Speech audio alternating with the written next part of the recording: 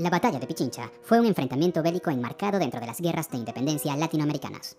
Tuvo lugar el 24 de mayo de 1822 y toma su nombre del volcán junto al que se desarrolló, situado en las cercanías de la ciudad de Quito. Años antes, en 1809, se había iniciado la lucha por la independencia en el actual Ecuador. Después de casi una década, la situación favorecía a los partidarios de la independencia frente a España, aunque aún existían muchos territorios en manos de los realistas. Los antecedentes de la batalla de Pichincha se encuentran en la campaña militar desarrollada en Guayaquil. Allí se formó un consejo de gobierno para extender el movimiento independentista a otras provincias. Uno de los líderes de la independencia, Sucre, planificó su siguiente movimiento desde esa ciudad. Finalmente, en las faldas del volcán de Pichincha se enfrentaron los rebeldes, encabezados por el propio Sucre y el ejército realista, al mando del general Melchor Aymerich. La victoria de los primeros permitió la liberación de Quito y aseguró la posición autónoma de las provincias de la Real Audiencia de Quito. Causas. Los historiadores suelen marcar el comienzo de la lucha por la independencia en Ecuador en el año 1809. Fue entonces cuando se creó la primera Junta de Gobierno Autónoma de Quito, aunque el Estado de Quito no fue proclamado junto con la Sierra Norte y Central hasta 1812. Los españoles, dominantes de esas tierras, reaccionaron reprimiendo con dureza a los integrantes de la Junta. Quito. Tras ese primer intento, el comienzo de la campaña militar por la independencia de Quito se retrasó hasta 1820. El 9 de octubre de ese año, la ciudad de Guayaquil proclamó su independencia de España, tras una rebelión que apenas encontró resistencia. Los líderes de esa revuelta formaron un consejo de gobierno y organizaron un ejército para defender la ciudad. Aparte, su otro propósito fue extender el movimiento independentista por las regiones cercanas. Para ese momento, casi toda América del Sur se encontraba inmersa en la búsqueda de su independencia. Bolívar había conseguido una importante victoria en la batalla de Boyacá, sellando la independencia del virreinato de Nueva Granada. Por otra parte, José de San Martín se encontraba preparando la lucha para hacer lo propio en el virreinato del Perú. Guayaquil. Guayaquil había recibido armas y refuerzos de parte de Bolívar, ya convertido en presidente de la República de Colombia. En mayo de 1821, Sucre llegó a la ciudad para asumir el mando del ejército patriota y comenzar a planificar la toma de la ciudad de Quito y del territorio de su Real Audiencia. La intención de Bolívar era unificar todas las provincias de la Real Audiencia, incluida Guayaquil. En julio de 1821, Sucre comenzó su avance a través de los Andes. Sus primeros enfrentamientos con los españoles acabaron en victoria, pero fue derrotado el 12 de septiembre. Tras esa derrota, ambos bandos firmaron un armisticio. Simón Bolívar y Antonio José de Sucre.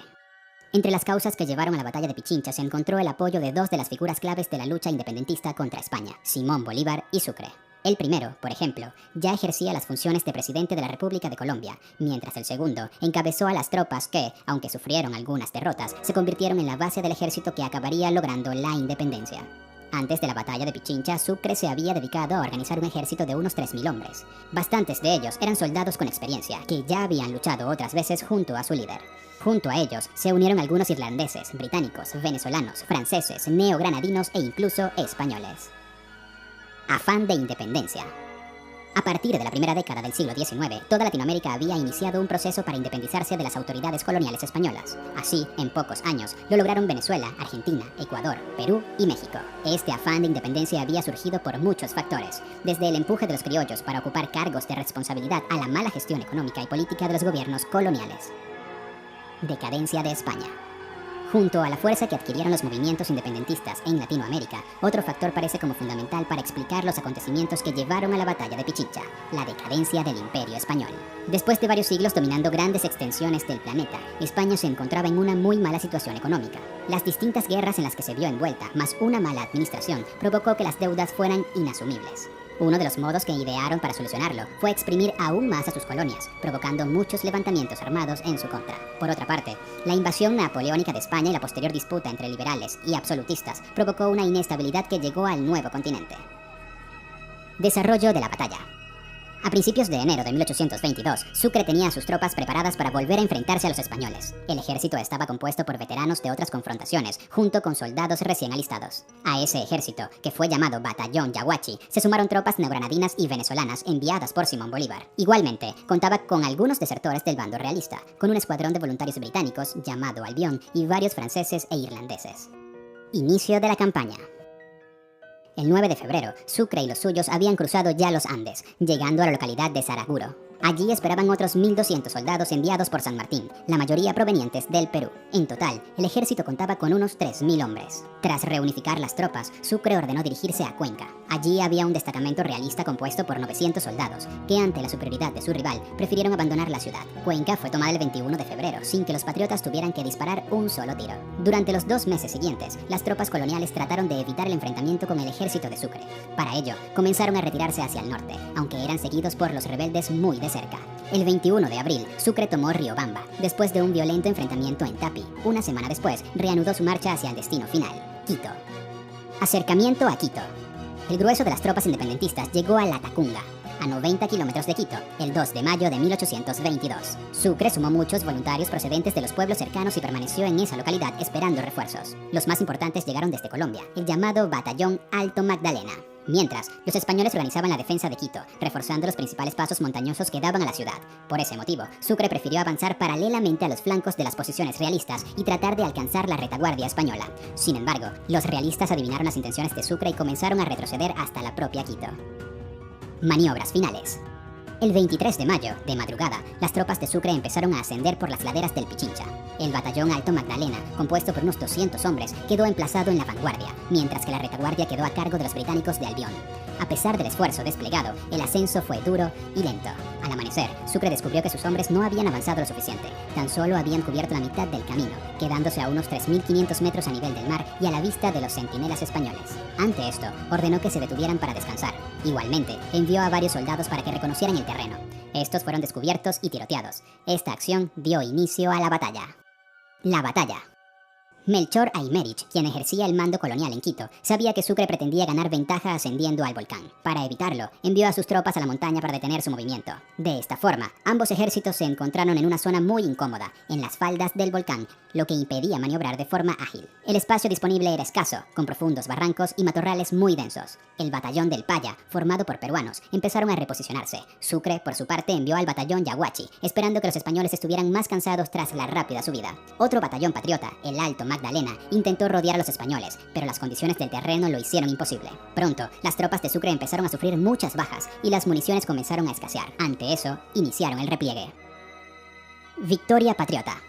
En esos momentos, la suerte de la batalla para los patriotas dependía totalmente de los británicos del Albión, que transportaban las municiones que el resto del ejército necesitaba. Los realistas parecían estar ganando, obligando a sus rivales a retroceder. La carga efectuada por el batallón Paya estabilizó la situación, aún a costa de sufrir considerables pérdidas. Aymerich, por su parte, ordenó avanzar hacia la cumbre del volcán a su mejor destacamento, el Aragón, con la intención de superar las líneas patriotas y atacarlos desde la retaguardia. Justo cuando el Aragón iba a efectuar su ataque con la ventaja de la altura, el Albión entró en la batalla. Sin que los españoles se hubieran dado cuenta, los británicos habían logrado ganar una posición aún más alta, otorgándole una importante ventaja. Así, junto con el Magdalena, rompieron las líneas enemigas. Capitulación de Pichincha. La victoria de las tropas de Sucre se completó a las 12 del mediodía. Los españoles derrotados se refugiaron en un fortín cercano, el Panecillo. Sucre, que quería evitar un asalto que hubiera resultado sangriento, envió a un representante para negociar con Aymerich su rendición, algo que el jefe español aceptó. La capitulación se firmó el 25 de mayo, día en el que los españoles entregaron sus armas durante una ceremonia. Este se convirtió en el acto final del Imperio Español en el territorio actual, Ecuador. Consecuencias. La batalla de Pichincha ocasionó unos 200 muertos entre los patriotas y 400 entre los españoles. Además, entre ambos bandos sumaron casi 1.300 heridos. Entrada en Quito. Los historiadores consideran que la batalla de Pichincha fue un enfrentamiento menor dentro de las guerras de independencia. Sin embargo, más allá de su significado bélico, sus consecuencias sí fueron bastante importantes. Tras la batalla, el 24 de mayo de 1822, el ejército encabezado por Sucre entró en la ciudad de Quito. Los españoles que aún se encontraban en ella se rindieron, haciendo extensiva la capitulación a todas las tropas establecidas en el llamado Departamento de Quito. Este era considerado por los líderes independentistas como parte de la República de Colombia. Fin de la resistencia realista. El resultado de la batalla de Pichincha conllevó la desaparición de las fuerzas coloniales en los territorios que había pertenecido a la Real Audiencia de Quito. Igualmente, el mismo Quito, Guayaquil y Pasto pasaron a formar parte de la Gran Colombia. Esta organización territorial se mantuvo hasta 1830, fecha en la que nació la República de Ecuador como país independiente, conformado por Cuenca, Guayaquil y Quito. Personajes principales. En la batalla de Pichincha, como se ha señalado, participaron soldados de varias nacionalidades, desde colombianos a británicos, pasando por peruanos e irlandeses, entre otros. Los nombres propios más importantes fueron Sucre y Aymerich, cada uno en un bando diferente. Antonio José de Sucre. Sucre vino al mundo el 3 de febrero de 1795 en el seno de una familia acomodada. Con el tiempo, se convirtió en presidente de Bolivia, después de haber sido una de las figuras más importantes dentro de las guerras de independencia de Latinoamérica. Sus méritos le hicieron merecedor de los títulos de Gran Mariscal de Ayacucho y Comandante del Ejército del Sur. Melchor Aymerich. Nacido en Cueta, España, el 5 de enero de 1754, Melchor Aymerich trató de evitar la toma de Quito por parte de los independentistas, aunque no pudo resistir el empuje de sus tropas. Aymerich fue el jefe del Estado Provisorio de Quito durante un año, entre 1816 y 1817, convirtiéndose en el último regidor español de esa población. Abdón Calderón. Abdón Calderón, quien vivía en Guayaquil y se había alistado entre las tropas de origen ecuatoriano, se convirtió en uno de los héroes de la batalla. A pesar de haber recibido 4 heridas de bala, Calderón no abandonó la línea de fuego. Según los cronistas, animó a todo su batallón para que resistiera, levantando sin descanso la bandera de la ciudad de Guayaquil.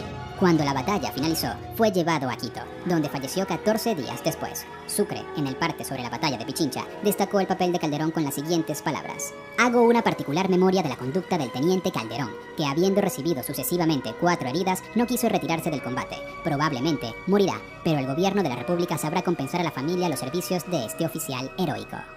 Otros personajes importantes.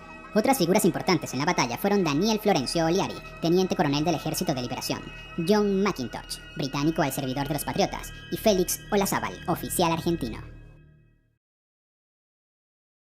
El plan de romper un florero y armar un tierrero para luego dar el grito de la independencia había sido todo un éxito. Pero la corona española no se iba a quedar así. Cuando Napoleón fracasó en su campaña y Fernando VII recuperó el trono de España, lo primero que hizo fue enviar a Pablo Morillo y al virrey Juan de Sámano a reconquistar América. Mientras tanto, los criollos no se ponían de acuerdo en cómo organizar la primera república. Había realistas y patriotas, y a su vez los patriotas se dividían entre centralistas y federalistas. Y en medio de esa discordia, llegó el contraataque español. Durante la reconquista murieron grandes personajes y los patriotas que sobrevivieron se fueron a resistir al Casanare. Y también al mismo Casanare llegó Simón Bolívar. Su lucha por la independencia ya llevaba años. De hecho, él estaba en Londres en una misión diplomática cuando ocurrió el Grito de Independencia de 1810. Y fue en 1819 que unió fuerzas con Santander para liberar la Nueva Granada. Y sí, el 11 de junio, en medio del invierno y después de atravesar el vasto llano, Bolívar y Santander se reunieron en Tami, a orillas de la cordillera oriental. La idea era simple: formar un solo ejército patriota con más de 2.500 almas y atacar al poderoso ejército realista al mando del general José María Barreiro. El plan era lo complicado. Había que llegar al centro del país sin ser vistos. Y para ello, la única opción era una odisea: escalar la cordillera oriental hasta el páramo de Pisba a 3.500 metros de altura. Eso sí, antes de emprender el ascenso había que tomarse un puesto de vigilancia en las Termópilas de Paya, la primera victoria. Por supuesto, ni el ejército ni los caballos estaban acostumbrados a escalar montañas y muchos murieron en los peñascos. Pero el heroico plan funcionó y el 5 de julio la vanguardia patriota alcanzó el poblado de Socha. Por suerte no había realistas por ahí. En cambio, la gente de Tunja vino a recibirlos con comida, mantas, ropas y cuanto pudieron ofrecerles. Y después de un merecido descanso comenzaron las batallas. El 11 de julio a la salida de Gamesa ocurrió el primer choque.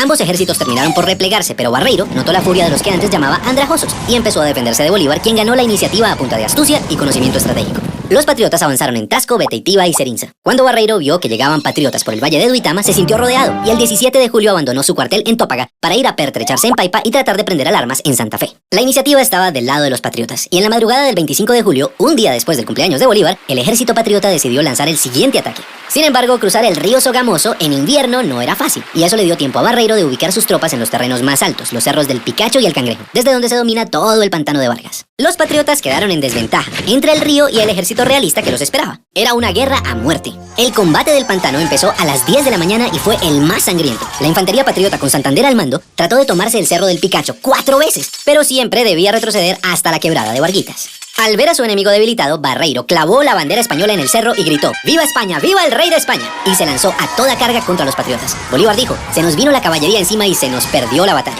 En esas apareció el coronel Juan José Rondón, un intrépido llanero seguido de 14 jinetes, y le dijo a Bolívar: mi general, ¿cómo vamos a perder si nosotros no hemos peleado? Y pidió una última oportunidad de atacar. Bolívar contestó: coronel Rondón, salve a usted la patria. Al oír eso, Rondón y sus hombres se transformaron en centauros y se lanzaron contra el escuadrón realista. Y esos 14 jinetes cambiaron el rumbo de la batalla, decisiva en la campaña libertadora. Barreiro comprendió que estaba en desventaja y comenzó a retroceder por Sogamoso hacia Santa Fe. Pero Bolívar sabía que los realistas querían unir fuerzas con el virrey Sámano, así que en medio de la noche, sin prender ni una lumbre, partió hacia Tunja con la intención de cortarles el paso. Y llegó la mañana del 7 de agosto de 1819. Desde el Alto de San Lázaro, en Tunja, Bolívar y el jefe del Estado Mayor habían observado los movimientos del ejército realista. Bolívar se adelantó hasta el puente de Boyacá. Gracias a eso logró ubicarse mejor y esta vez dividió en dos a los realistas, que habían dejado una brecha entre el grueso del ejército y la vanguardia. A las 2 de la tarde, el desprevenido jefe de la vanguardia realista pensó que era un buen momento para almorzar, cuando por su espalda vio llegar a los primeros jinetes patriotas. Al principio creyó que era solo un puñado y quiso perseguirlos, pero pronto quedó asombrado. Entre la niebla vio aparecer la tropa patriota en formación de combate.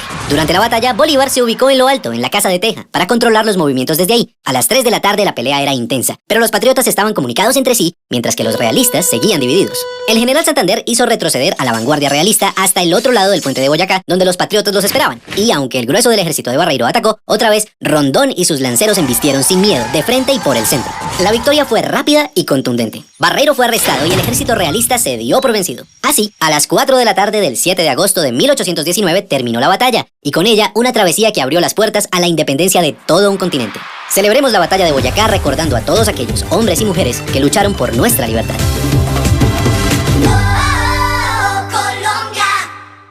Bienvenidos a nuestro histórico lugar denominado el Pantano de Vargas. Mi nombre es Julián Flechas, informador turístico de acá de la región, donde vamos a recordar acerca de la historia de qué sucedió el pasado 25 de julio de 1819 entre el ejército patriota, comandado por el libertador Simón Bolívar, que se enfrentarían contra el ejército español, comandado por el coronel José María Barreiro. En este recuadro de la historia se ven los acontecimientos del pasado 25 de julio de 1819, la ubicación de los dos ejércitos, patriota y español.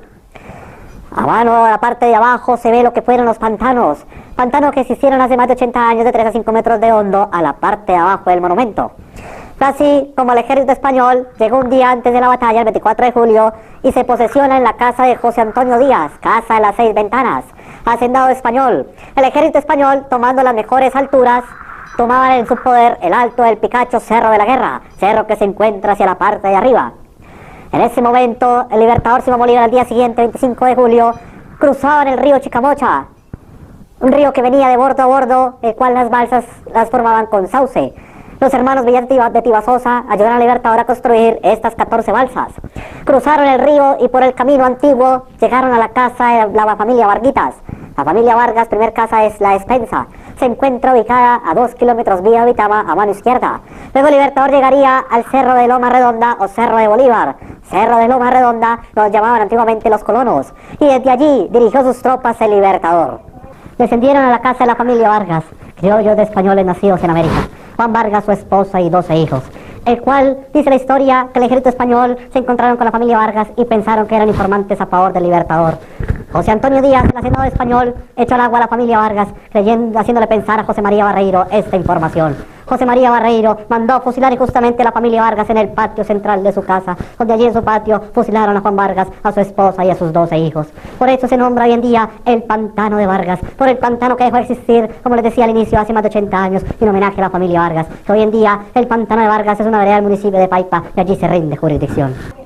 Al momento de la batalla, a las 12 del día, el 25 de julio, el libertador envió al general Francisco de Paula Santander, general de vanguardia, con 4 cargas a lanza y bayoneta, por lo que en ese momento se enfrentarían contra un grupo de españoles que eran los primeros del rey.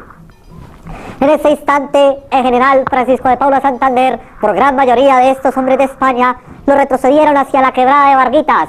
Todas estas 4 cargas patriotas, una carga que fue prácticamente fallida. Quebrada de Varguitas que sigue bajando frente al Cerro de Bolívar. En esta parte se ubicó la Legión Británica al mando de su coronel James Rooke, en castellano Jaime Rooke, el cual 400 ingleses apoyando al libertador. Llegaron a la cima del Picacho y retrocedieron algunos españoles a la parte de abajo del pantano. Pero antes de la hora de combate, el coronel Rooke, en la cima del cerro, fue herido en su brazo izquierdo por 2 impactos de bala. Su brazo le quedó colgando de un solo tendón. Él lo atendieron al día siguiente en la casa de Varguitas y le apuntaron su brazo izquierdo con una sierra serrucho para que no le cayera gangrena, pero él murió a las 24 horas. Se le hizo un gran homenaje en la región, como lo hace en Paipa. El parque principal frente a la catedral ya su nombre es Jaime Rooke y el batallón de Ibagué Infantería es su nombre inglés, James Rooke. A esa hora de combate, el ejército español colocaba la bandera en la cima del Picacho, ondeaba la bandera española en la cima del Cerro de la Guerra, junto con el Cerro del Cangrejo. Cerro del Cangrejo es donde está nuestro actual monumento. Se denomina el Cangrejo de Clogrita o dulce que venía de los pantanos. Horas después, José María Barreiro mandó a formar a la caballería española, los 600 jinetes dragones de Granada y 4 en fondo, al mando del capitán Ramón Francisco Bedoya. Los enviaron en línea recta como una culebrilla para que arrasara al ejército patriota. En instantes, el libertador, nuestro general Bolívar, se encontraba en el Cerro de Bolívar, y al ver que la caballería española venía en 4 en fondo a arrasar a su ejército, pues fijó su mirada a los cielos y decía: Virgen de donde hacen los tiestecitos, ayúdanos. Se vino la caballería y se perdió esta batalla. En el momento, a la parte de abajo se encuentra intacta la caballería patriota, 400 llaneros de Alto Caracas, donde se encontraría Juan José Rondón, capitán de los lanceros. Subió a la cima del cerro y le dijo: mi general, ¿cómo se nos ha de perder la batalla si ni mi llanero ni yo hemos peleado? Permítame hacer una entrada. Al ver la valentía libertadora, Juan José Rondón le asciende su rango en campo de batalla diciéndole: coronel Rondón, haga lo que pueda, salve usted la patria. Es el lema de hoy en día de las caballerías del ejército colombiano: salve usted la patria. Juan José Rondón escuchó la orden y les decía: los de caballería, camaritas, camaritas al combate, los que sean valientes síganme, porque en estos momentos triunfamos. De 400 llaneros, tan solo alcanzaron a escuchar 14 y los vemos al frente. Juan José Rondón, que va adelante, como les decía, alcanzó a ver que los españoles venían de 4 en fondo, tomó por estrategia militar formar la caballería en punta de lanza.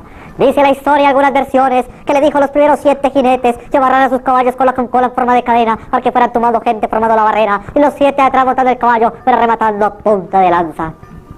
En ese momento crucial, parte así como Juan José Rondón Negro Sublime, con 14 lanceros a gran velocidad, empezaron a derribar parte de esos 600 españoles.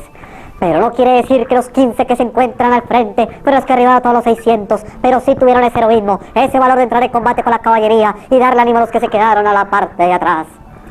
Desde Tunja de las haciendas Timbis, el Palmorín de Sutaquirá, los hijos del mártir José Nepomuceno Niño enviaron al Libertador 200 caballos, briosos salvajes recién salidos del corral, no como los que ven ya no bien adiestrados. Llegaron los caballos a la región y los llaneros cambiaron, porque tenían un recorrido de 64 días y venían muy maltrechos. En ese momento, el Libertador monta un caballo, un regalo especial que le envió la señora Casilda Zafra de Santa Rosa de Viterbo, y le puso por nombre Palomo, blanco como la nieve, un caballo atento a la voz de su dueño. El Libertador descendió del Cerro de Bolívar y llamando a la tropa les decía: Mujica, Infante, Carvajal, a los 3 comandantes: Mujica, Infante, Carvajal, pronto, pronto, porque ese momento de vencer o morir. Otra frase del ejército colombiano, pero es del batallón de ingenieros. Dice la historia que allí aquellos hombres ayudaron a los que iban al frente, tomando piedras, varas, varillas, machetes, y se empezaron a orar al ejército que se veía en la parte de arriba, y lo que se alcanzaba era la parte baja por el amor a su patria. En ese momento eran las 6 de la tarde, oscurecía, cayó un torrencial aguacero, donde hubo un enfrentamiento a lanza entre capitán Ramón Francisco Bedoya e Inocencio Chincá, un llanero de Tabarauca de la vereda de Betoyes de ascendencia indígena. Estos 2 señores se enfrentaron a la punta de lanza, lapso de tiempo, una lanza iba, la otra venía, ambos eran muy ágiles, pero el capitán Bedoya fue más ágil y león el blanco, y le atraviesa una lanza en el costado de su pecho a José Inocencio Chincá. Con la ceguera que tenía José Inocencio Chincá, el dolor de su alma, con un gran grito de furia, se quitó esa aguda lanza de su pecho y se la clavó en la parte derecha al capitán Bedoya, dejándolo muerto al instante. Fue dirigido a Tibasosa para ser atendido, y José Inocencio Chincá por el camino decía: Bedoya me ha herido, pero él también se ha ido. Pero en ese tiempo diría: Bedoya me jodió, pero yo también me lo llevé.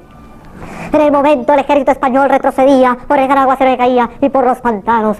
José María Barreiro tuvo el error de decir que Dios ni con su infinito poder le iba a quitar la gran victoria, pues en ese instante la pólvora de los españoles no servían, los tiros eran inversos y el ejército español retrocedía hacia el sur. En ese instante Juan José Rondón con un grupo de llaneros llegaron a la cima del Picacho, quitaron la bandera de España y colocaron la bandera patriota, hoy en día la colombiana, y ya se empezaba a ver la señal de victoria del ejército patriota sobre el ejército de España. José María Barreiro retrocedió sus tropas llegando a Paipa, donde quería tomar el camino real para comunicarse en Santa Fe, Bogotá, con el virrey Juan Sámano y pedir un apoyo. Al instante los llaneros llegaron a la casa de las 6 ventanas y tomaron caballos, municiones, víveres, homenajes y se regresaron rápidamente al Cerro del Cangrejo, en donde la cima de este cerro el Libertador le dijo: ¡viva el coronel Rondón! Realmente usted es el padre de la patria, tiene unos cumpleaños muy felices. Para el día anterior de la batalla, el Libertador cumplía sus 36 años de edad. Se lo celebraron en los Criados de Bonce en la ciudad de Duitama, teniendo en cuenta que él nació nuestro Libertador Simón Bolívar el 24 de julio de 1783. Pero así como fueron, dice la historia, replegándose las tropas patriotas nuevamente hacia el norte. 850 muertos, centenares de heridos dejó la batalla del Pantano de Vargas, 350 patriotas, el resto eran españoles. Dice la historia que algunos a la parte de abajo de los cuerpos los enterraron a los pantanos, pero por la gran mayoría hacia la parte de arriba de los cerros los incineraron. El Libertador partió a Duitama para el 27 de julio y dictó la ley marcial, diciendo que todo varón de más de 15 años menor de 40 debe ingresar a las filas del Libertador bajo la pena de muerte. Así como fue muy fácil en menos de 24 horas reclutar a más de 1000 hombres de la ciudad de Duitama, y en la ciudad de Duitama nació como tal nuestro ejército nacional. Regrupó su batallón y llegaron a La Paipa, a la hacienda del Salitre, donde 13 días después de esta gloriosa batalla, la gloriosa batalla del Pantano de Vargas, 25 de julio de 1819. Así como se encontraron los dos ejércitos nuevamente en el puente de Boyacá el 7 de agosto del mismo año, donde hubo un enfrentamiento muy corto de 2 horas y media, 3:30 de la tarde, 5:30. Nuevamente se vería el triunfo republicano sobre el ejército realista y la gran independencia nacional de nuestra nación. Así como en ese momento tuvieron heroísmo y valor para llegar a las provincias del sur y dar libertad a Venezuela, Ecuador, Bolivia, Perú, junto con Panamá. Y por eso hoy en día todos los colombianos con orgullo decimos que iba Colombia y Boyacá con un taller de la libertad. Muchas gracias.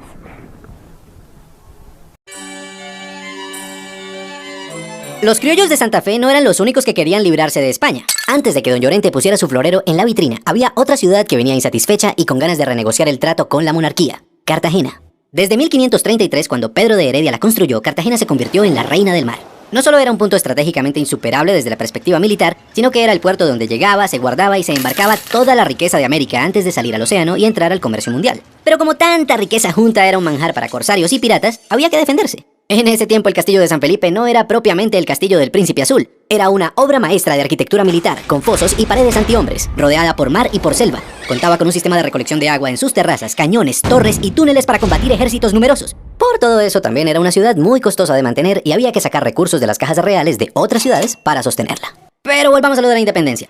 El primer gran paso que dio Cartagena fue transformar el cabildo en una junta de gobierno que, aunque reconocía la autoridad del rey Fernando VII, también incluía miembros inconformes con la monarquía española. La nueva junta coqueteaba con las ideas de libertad que llegaban de Europa. Eso, sumado a los avances de Napoleón, el encarcelamiento del rey y la crisis del imperio, fue dando paso a las discusiones y desacuerdos entre los criollos acerca de cómo debía gobernarse en la Nueva Granada para que todas las ciudades quedaran bien representadas. Pero llegó el momento en que el rumor libertario era tan audible que el mismo presidente de la junta fue retirado porque se pensó que estaba conspirando contra el rey. El caso es que conformar esa junta sirvió como ejemplo a otras ciudades del nuevo reino que luego se animaron a crear sus propias juntas y hasta declarar independencias. Y fue en medio de esos desacuerdos e indecisiones que aparecieron los hermanos Gutiérrez de Piñeres, Gabriel y Germán, que no eran ningunos criollos pintados en la pared. Los hermanos Gutiérrez eran grandes negociantes con una buena influencia en la política cartagenera. Uno de ellos, Germán, no tenía pelos en la lengua y le hizo una propuesta de independencia a la junta. Pero los Piñeres no querían sentirse un tris más autónomos y ya. Pedían conformar las 3 ramas del poder, que los criollos ocuparan cargos públicos y militares y acabar con el tema de la Inquisición. O sea, lo de la autonomía era en serio. Pero como no se veían resultados, los Piñeres se pusieron manos a la obra. El 11 de noviembre de 1811 se reunieron en el barrio Getsemaní junto con Pedro Romero, Pedro Medrano, Cecilio Rojas, Juan José Solano y otros líderes populares. La idea era motivar al pueblo a que los siguieran hasta el recinto de gobierno, para exigir una respuesta a quienes insistían en obedecer al rey. Y funcionó. Tal vez no fue la votación más tranquila de la historia, fue más bien un golpe de estado. El caso es que la junta, a pesar de las dudas, decidió pronunciarse. Y así nació el estado libre, soberano e independiente de Cartagena de Indias. Pero no vivieron felices para siempre. Aunque hicieron su propia constitución, esta no fue acogida por todos. La oposición, liderada por el patricio José María García y Toledo y el militar Manuel del Castillo y Rada, creía que lo de la independencia estaba bien, pero no estaba segura de que fuera el mejor momento para declararla. El caso es que mientras se ponían de acuerdo, Fernando VII volvió al trono de España e inmediatamente ordenó a Pablo Morillo que reconquistara América. A Cartagena llegó por 3 frentes, y en poco tiempo todos los pueblos de la provincia fueron devastados. Los patriotas que lograban escapar quemaban sus propias casas para no dejar nada a los realistas. Morillo sabía lo fuerte que era la ciudad amurallada y optó por una estrategia de resistencia, el sitio. El gigante de piedra fue rodeado durante 107 días. Morillo ordenó bloquear todas las entradas y salidas del fuerte. Los patriotas quedaron atrapados, eso sí, estaban seguros de una cosa: no iban a entregarse. Caballos, perros, ratas, insectos, todo lo que se movía fue comida durante meses. Hasta que una tarde, los patriotas encontraron una ruta de escape. Valiéndose de las ligeras naves corsarias, lograron burlar a los barcos realistas. No todos lo lograron y otros terminaron abandonados en Panamá. El 6 de diciembre los españoles entraron a la ciudad, pero no encontraron nada. El rey estaba satisfecho, pero cuando Bolívar venció sorpresivamente en Boyacá y llegó a Santa Fe, ordenó la recuperación de todo el Caribe a algunos de sus mejores militares: Mariano Montilla, José María Córdoba, Hermógenes Maza, Jacinto Lara y José María Carreño. Y ni hablar del almirante José Padilla, que con su pequeño cañonero Concepción derrotó a Neptuno, la poderosa fragata española. Por fin, el 24 de junio de 1821, las fuerzas patriotas hundieron las naves españolas en la bahía. Días más tarde, los españoles se rindieron en Boca Chica. Solo faltaba recuperar el fuerte, y así fue. El 10 de octubre de 1821, el brigadier español Gabriel de Torres entregó la ciudad nuevamente a los patriotas. Ese día, el teniente coronel José María Córdoba marchó triunfalmente por la Puerta de la Media Luna, que ya no existe, y los españoles capturados fueron enviados a Cuba. Así, las batallas por la independencia que habían empezado en Cartagena terminaron en Cartagena.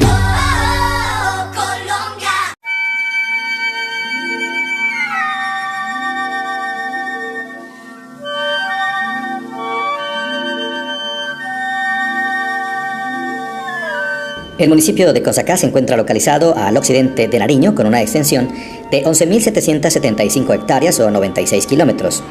Enmarca un territorio que desciende desde el volcán Galeras hasta el cañón del río Guaitara, que corre la región a 1.200 metros sobre el nivel del mar, siendo su cota más alta 4.200. Según el censo de población en 1985, el municipio contaba con 9.674 habitantes, de los cuales 8.079 pertenecían al sector rural, lo que representa la no despreciable cifra del 83.5%. Poseía 2.243 viviendas. Para el censo de población adelantado en 1993, el DANE revela la existencia de 12.737 habitantes, de los cuales 6.470 son hombres.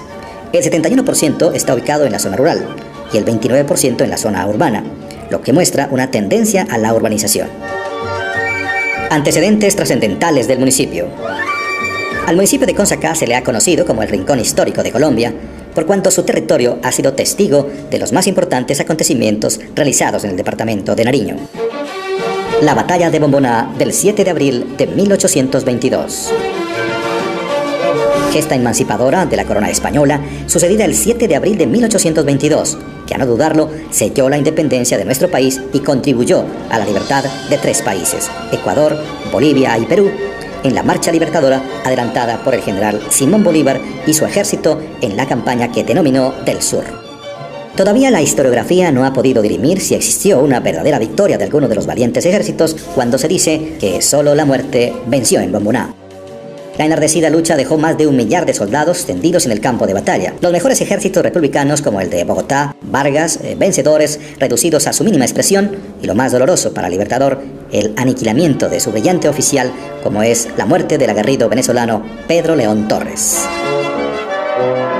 Al día siguiente, igualmente, se inicia lo que el historiador Díaz del Castillo denomina la batalla diplomática entre el general Basilio Modesto García y el general Bolívar, con pretexto de la devolución de la bandera del batallón Bogotá, que había caído en manos de los realistas, con la siguiente misiva: que la suerte de la guerra puso en mis manos, habiendo quedado el asta en los puntos de defensa y el abanderado muerto en los puestos de honor.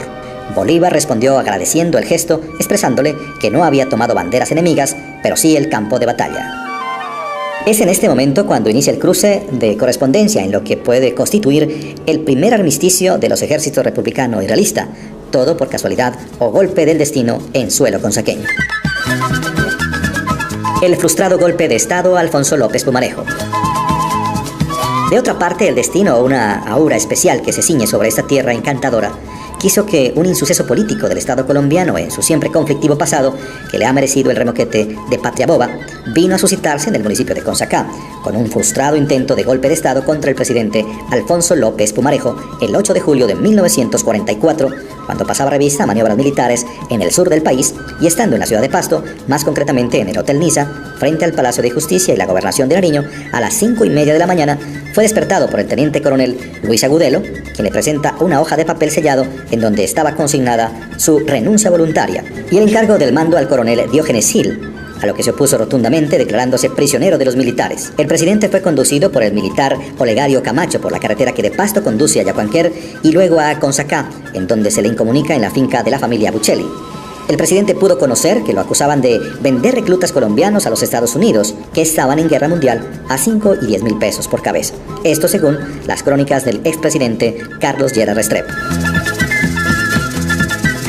La denominada Revolución en Marcha del presidente López Pumarejo, que contemplaba reformas con las que se buscó generar condiciones para la industrialización, la modernización del campo y la seguridad social, fue uno de los detonantes del golpe de Pasto, ya que había confrontación entre distintos sectores de la sociedad y algunos de los militares más radicales del Partido Conservador, así como un sector de las Fuerzas Armadas la consideraban un despropósito. Reforma agraria, tercera gesta libertaria.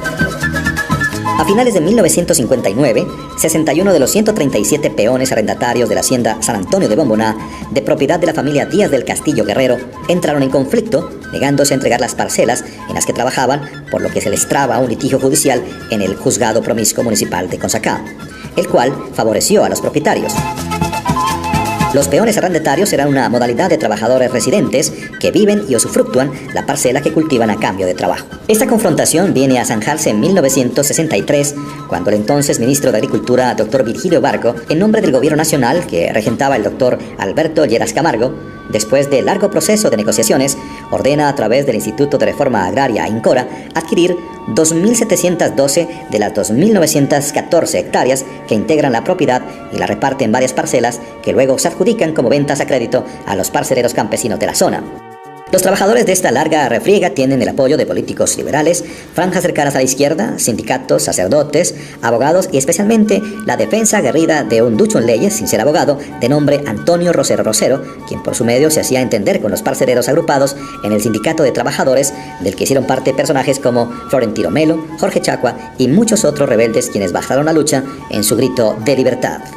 La reforma agraria del país inicia entonces en Nariño y, para mayor asombro, en la hacienda San Antonio de Bomboná, que se considera por el Estado una oportunidad para promover la incorporación de una región aislada y atrasada al cuerpo de la nación y al devenir de la historia. La comunidad campesina de Bomboná es solo el lugar intervenido para lograr la sanación del conjunto de la región.